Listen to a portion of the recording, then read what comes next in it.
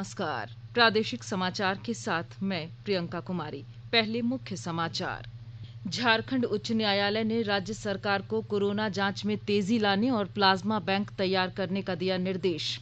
राज्य में पिछले 24 घंटे के दौरान 678 नए कोरोना संक्रमित मिलने के बाद मरीजों की संख्या बढ़कर हुई 16,542। राज्य सरकार ने साइकिल वितरण योजना में गड़बड़ियों की जांच कराने का दिया निर्देश। और प्रवासी मजदूरों को रोजगार देने के लिए राज्य सरकार ने हरेक पंचायत में कम से कम 25 योजना चलाने का दिया आदेश। अब समाचार विस्तार से। झारखंड उच्च न्यायालय ने राज्य सरकार को कोरोना जांच में तेजी लाने के साथ जल्द रिपोर्ट देने की व्यवस्था सुनिश्चित करने का निर्देश दिया है। मुख्य न्यायाधीश डॉक्टर रवि रंजन और न्यायाधीश सुजीत नारायण प्रसाद की अदालत ने एक जनहित याचिका पर सुनवाई करते हुए कहा कि प्लाज्मा थेरेपी को बढ़ावा देने के लिए सरकार समुचित संसाधनों की व्यवस्था करे। इस दौरान सरकार का पक्ष रखते हुए महाधिवक्ता ने अदालत को बताया कि कोविड-19 से निपटने के लिए फंड की कोई कमी नहीं है। महाधिवक्ता ने यह भी कहा कि जांच में तेजी लाने के लिए लगातार प्रयास किए जा रहे हैं।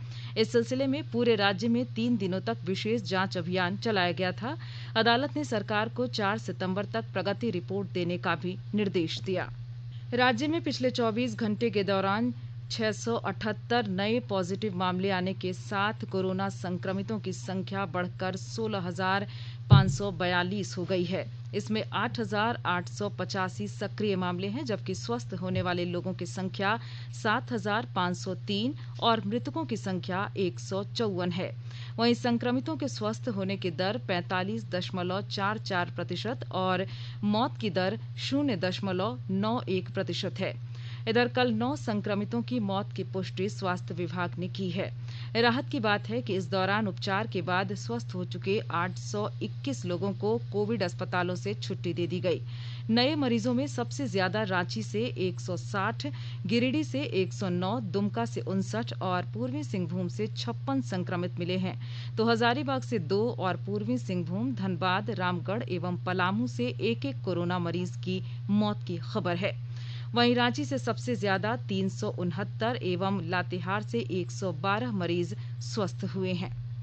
राज्य में प्लाज्मा दान के लिए स्वास्थ्य शिविर लगाया जाएगा। रांची जिले से इसकी शुरुआत की जा रही है। जिले के उपायुक्त छवि रंजन ने जिला स्वास्थ्य समिति की बैठक में अधिकारियों से कहा कि रिम्स और सदर अस्पताल में प्लाज्मा दान शिविर लगाने की दिशा में पहल शुरू करें। उन्होंने सभी अस्पतालों का डेटाबेस भी तैयार करने का निर्देश दिया। उपायुक्त ने कहा कि कोरोना संक्रमण से स्वस्थ हो चुके लोगों की काउंसलिंग की जाएगी ताकि वे प्लाज्मा दान करने के लिए आगे आ जाएं। गौरतलब है कि झारखंड में पहले प्लाज्मा बैंकिंग प्रणाली की शुरुआत रिम्स में की गई है। इसके तहत कोरोना से ठीक हो चुके मरीजों के प्लाज्मा का इस्तेमाल अन्य संक्रमितों के इलाज में किया जाएगा।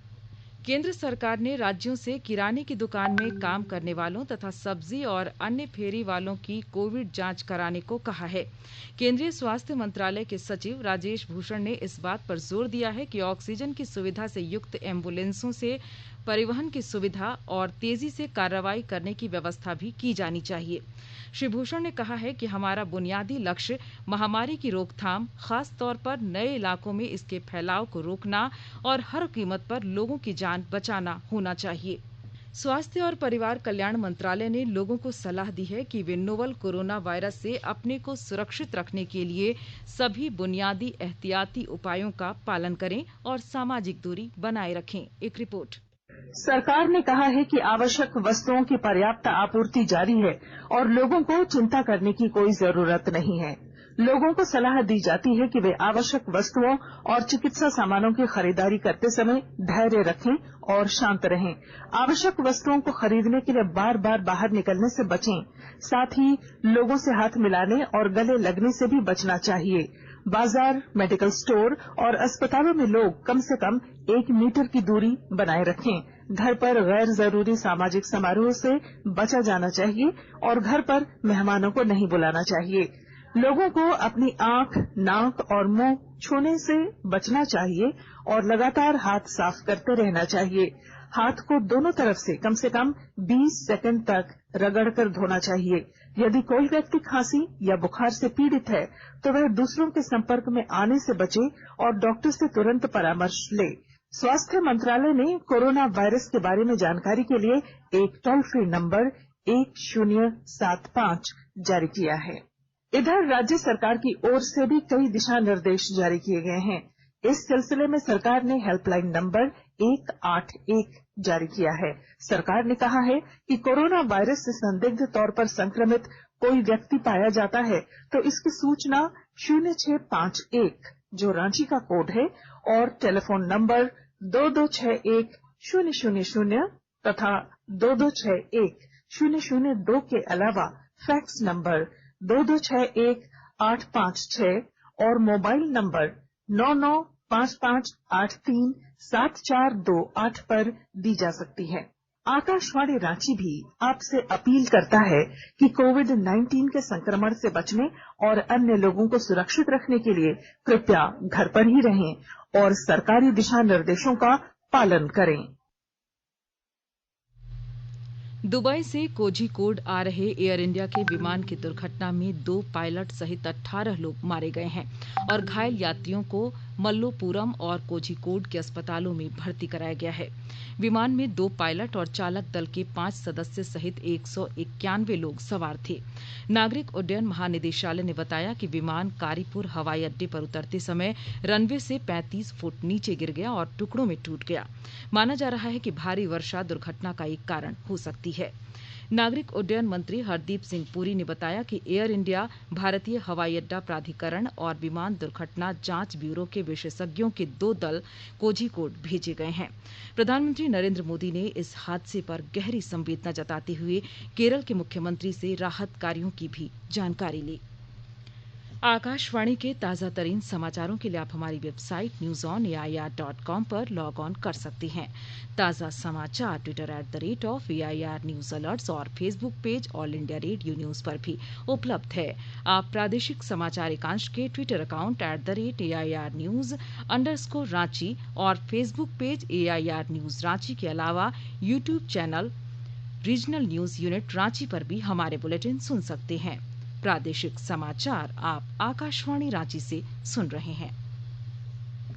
राज्य सरकार ने विद्यार्थियों के लिए साइकिल वितरण योजना में हुई गड़बड़ियों की जांच कराने का निर्णय लिया है।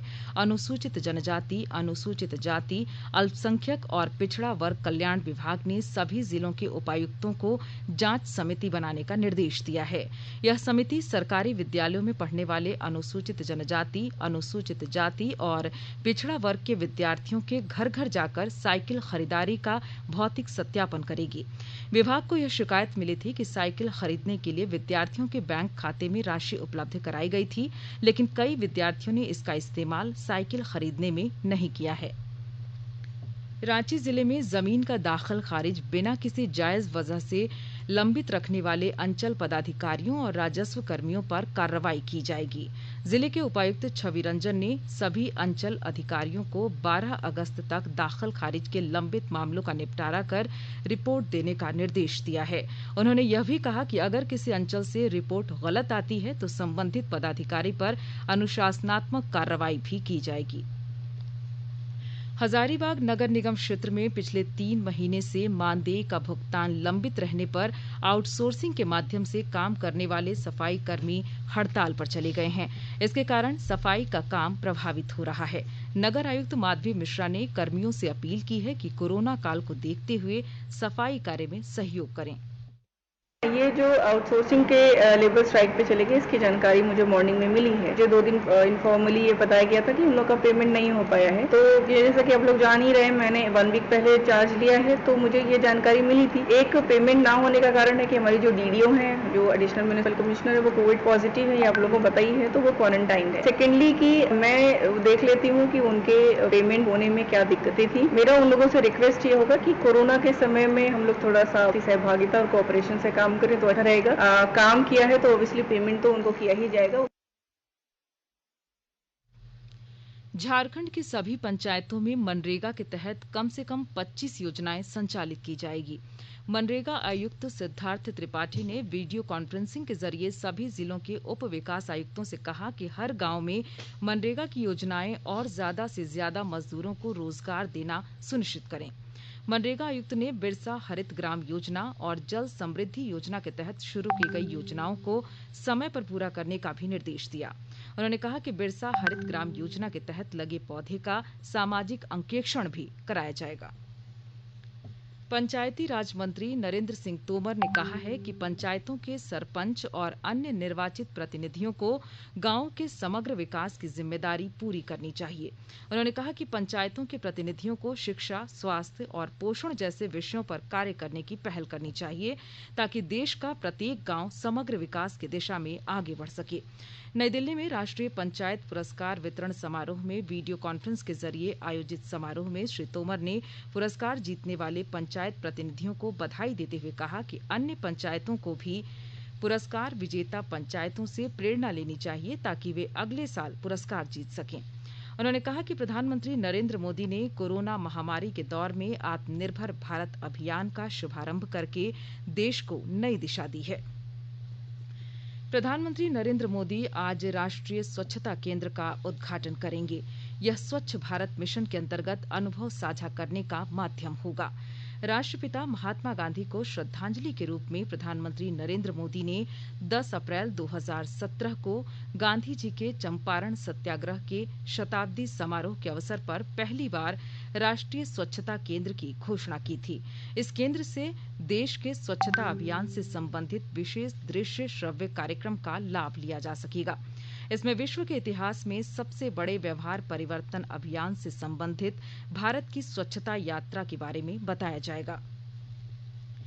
भारत छोड़ो आंदोलन की 78वीं वर्षगांठ आज मनाई जा रही है। 1942 में राष्ट्रपिता महात्मा गांधी ने अंग्रेजों को देश से निकालने के लिए भारतीयों से करो या मरो का आह्वान किया था। यह आंदोलन मुंबई में ग्वालिया टैंक से आरंभ हुआ था। प्रतिवर्ष आज का दिन अगस्त क्रांति दिवस के रूप में मनाया जाता है।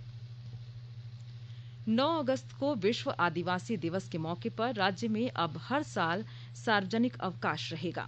मुख्यमंत्री हेमंत सोरेन ने इसकी घोषणा करते हुए कहा कि झारखंड आदिवासी बहुल राज्य है, इसलिए सरकार ने यह निर्णय लिया है।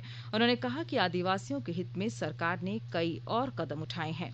गौरतलब है कि कई विधायकों ने मुख्यमंत्री से विश्व आदिवासी दिवस पर सार्वजनिक अवकाश घोषित करने की मांग की थी।